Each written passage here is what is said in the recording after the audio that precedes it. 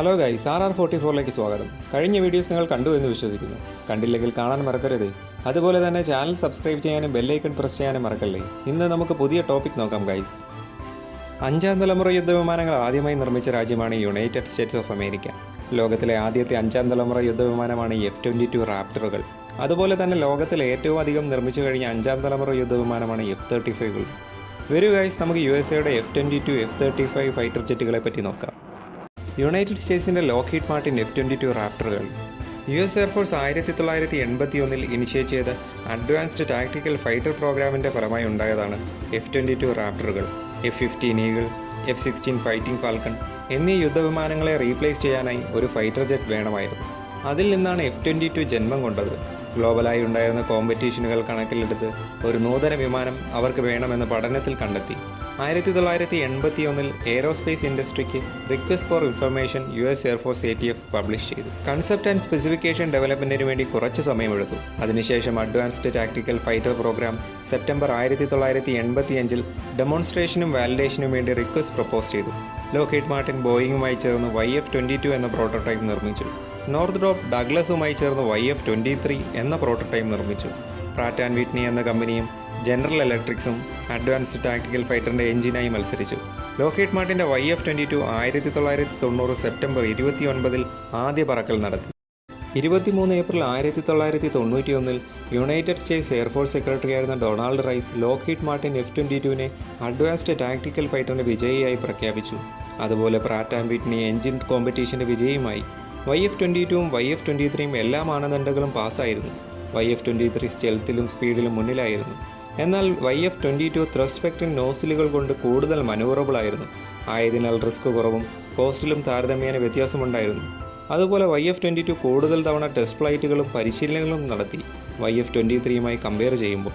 Full scale ഡെവലപ്മെൻറ്റിന് വേണ്ടി August 1991 ഈ programme engineering and manufacturing ഡെവലപ്മെൻറ്റിൻ്റെ കീഴിലേക്ക് മാറ്റി. പ്രൊഡക്ഷൻ ഡിസൈന് YF-22ൽ നിന്ന് കാര്യമായ മാറ്റമുണ്ടായിരുന്നു F-22ലേക്ക് എത്തുമ്പോൾ.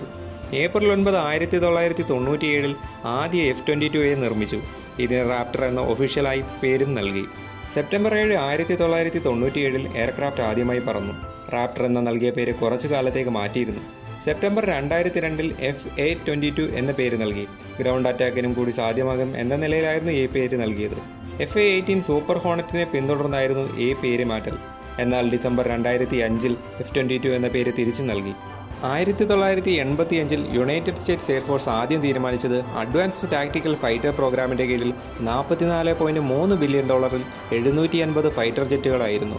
പ്രൊക്യൂർമെൻറ്റിന് $26.6 ബില്യൺ എന്ന് കണക്കുകൂട്ടി.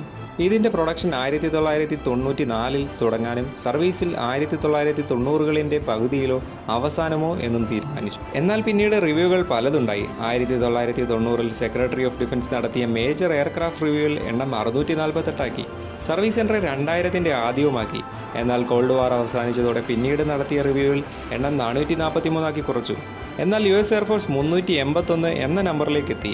2004 ഡിപ്പാർട്ട്മെൻറ്റ് ഓഫ് ഡിഫൻസ് വീണ്ടും എണ്ണം കുറച്ച് 183 യാഥാർത്ഥ്യത്തിൽ 195 എണ്ണം നിർമ്മിച്ചു. F-22 റാപ്റ്ററുകൾ 1996 മുതൽ 2011 വരെ നിർമ്മിച്ചു. 15 ഡിസംബർ 2005 ആദ്യ F-22 ഇൻട്രൊഡ്യൂസ് ചെയ്തു. US എയർഫോഴ്സ് മാത്രമാണ് F-22 റാപ്റ്ററുകൾ ഉപയോഗിക്കുന്നത്. ഓസ്ട്രേലിയ, ജപ്പാൻ എന്നീ രാജ്യങ്ങൾ ഈ ഫൈറ്റർ ജെറ്റിനായി ആവശ്യം അറിയിച്ചിരുന്നു. എന്നാൽ US അത് നിരസിച്ചു. ഇപ്പോൾ വരെ ഈ ഫൈറ്റർ ജെറ്റുകളുടെ എക്സ്പോർട്ട് ബാൻ ചെയ്തിരിക്കുകയാണ്. F-22ന് മാക്സിമം സ്പീഡ് വരുന്നത് മാക് 2.25 ആണ്, അഥവാ 2414 km/h. 2 additional external fuel tank കൊണ്ട് 3000 കിലോമീറ്ററോ അധികമോ സഞ്ചരിക്കാൻ F-22 റാപ്റ്ററുകൾക്ക് കഴിയും. അതുപോലെ തന്നെ സർവീസ് സീലിംഗ് വരുന്നത് 65,000 അടിയാണ്. സൂപ്പർ ക്രൂയിസ് സ്പീഡ് വരുന്നത് 1.76 മാക് അല്ലെങ്കിൽ 1871 km/h ആണ്. പവർ പ്ലാന്റ് വരുന്നത് 2 പ്രാറ്റ് ആൻഡ് വിറ്റ്നി എഞ്ചിനുകളാണ്. ഒരു എഞ്ചിൻ 160 kN പവർ തരുന്നു. യുണൈറ്റഡ് സ്റ്റേറ്റ്സിൻ്റെ Lockheed Martin F-35 lightning. United സ്റ്റേറ്റ്സിൻ്റെ ജോയിൻറ്റ് സ്ട്രൈക്ക് ഫൈറ്റർ പ്രോഗ്രാമിൻ്റെ ഫലമായി ഉണ്ടായ ഫൈറ്റർ വിമാനങ്ങളാണ് F-35 ഫൈറ്റർ ജെറ്റുകൾ. 1980, 1990 കാലഘട്ടങ്ങളിൽ പലവിധ ഫൈറ്റർ എയർക്രാഫ്റ്റുകളുടെ ആവശ്യം ഉയർന്നു വന്നിരുന്നു. F-16, FA-18, McDonald Douglas, AV-83, Harrier II jump jet എന്നീ യുദ്ധവിമാനങ്ങളെ വരുന്ന സമയങ്ങളിൽ US-ന് റീപ്ലേസ് ചെയ്യേണ്ട ആവശ്യം വന്നിരുന്നു. തൽഫലമായി ഈ ആവശ്യം അറിഞ്ഞ് ജോയിൻറ്റ് സ്ട്രൈക്ക് ഫൈറ്റർ പ്രോഗ്രാമിന് വേണ്ടി ലോക്ഹീഡ് മാർട്ടിനും ബോയിങ്ങും മത്സരിച്ചു. 1997 ബോയിങ് X-32 നിർമ്മിച്ചു. ലോക്ഹീഡ് മാർട്ടിൻ X-35 നിർമ്മിച്ചു. ഒക്ടോബർ 26, 2001 ലോക്ഹീഡ് മാർട്ടിൻ വിജയിയായി പ്രഖ്യാപിച്ചു. System development and demonstration contract Lockheed Martin നേടി. അതുപോലെ Pratt and Whitney F-35 fighter വിമാനങ്ങളുടെ എഞ്ചിൻ നിർമ്മാണത്തിനും കോൺട്രാക്ട് നേടി. ഈ ഫൈറ്റർ ജെറ്റ് വിമാനങ്ങൾക്ക് ഫണ്ട് ചെയ്തത് മുഖ്യമായും US ആയിരുന്നു. കൂടാതെ North Atlantic Treaty Organization partner രാജ്യങ്ങളും US ക്ലോസ് അലൈകളുമായ Australia, Canada, Denmark, Italy, Netherlands, Norway, UK എന്നീ രാജ്യങ്ങളും ഫണ്ട് ചെയ്തു. ടർക്കി ഈ പ്രോഗ്രാമിൽ ഉണ്ടായിരുന്നു. ഈ ജെറ്റ് വിമാനങ്ങൾക്ക് 3 വകഭേദങ്ങളുണ്ട്: F-35A, F-35B, F-35C. അതായത് എയർഫോഴ്സിന് വേണ്ടിയും നേവിക്ക് വേണ്ടിയും മറൈൻസിന് വേണ്ടിയുമാണ് ഈ ജെറ്റ് വിമാനങ്ങൾ ഡെവലപ്പ് ചെയ്തത്. വെർട്ടിക്കൽ ടേക്ക് ഓഫ് ലാൻഡിംഗ് വിമാനവാഹിനികളിൽ നിന്നുള്ള വേരിയൻറ്റും എയർഫോഴ്സിന് വേണ്ടിയുമായിരുന്നു ഈ വിമാനങ്ങൾ നിർമ്മിച്ചത്. ആദ്യ F-35A യുദ്ധവിമാനം F-35A-1 19 ഫെബ്രുവരി 2006 ഫോർട്ട് വർത്തിൽ നിന്ന് ഇൻട്രൊഡ്യൂസ് ചെയ്തു. തുടർന്ന് ആ വർഷം ഡിസംബറിൽ ആദ്യമായി പറന്നു. സ്റ്റെൽത്ത് ഫീച്ചേഴ്സും internal weapon bay, jet engine എക്സോസ്റ്റുകൾ, വിമാന പ്രതലത്തിനുള്ളിൽ സ്ഥിതി ചെയ്യുന്നതും, അഡ്വാൻസ്ഡ് ഇലക്ട്രോണിക് വാർഫെയർ എന്നീ പല മോഡേൺ സാങ്കേതിക വിദ്യകളും ഈ വിമാനത്തിനുണ്ട്. July 31, 2015 F-35B United States Marine കോർപ്സിൻ്റെ ഭാഗമായി.